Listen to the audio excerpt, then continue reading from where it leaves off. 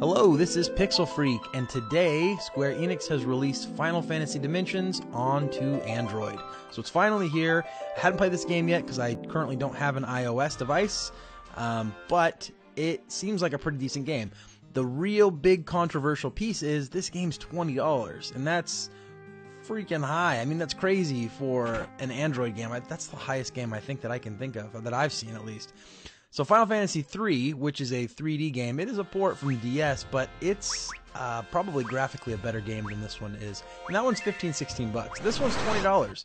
The difference between the two is that one's a port and this one is a brand new IP, completely new game altogether. I shouldn't say IP, that stands for intellectual property, and Final Fantasy kind of is the intellectual property. So this is just a new game ground up for iOS and Android. I've played about 3 hours of it. But right now, I really can't make a buy or not buy recommendation. Just kind of watch what I have to say and see what I've played. Make up your own mind. I'm going to do a full review in the future. The problem is that there's some game mechanics that I haven't run into. I do have some kind of I like this, I don't like that, and we'll get into that here briefly. But I don't think I have a full view of the game yet, and so I want to wait until I've played a little bit more before I make a final verdict on that. For now, let's get cracking and go ahead and talk about some Final Fantasy Dimensions.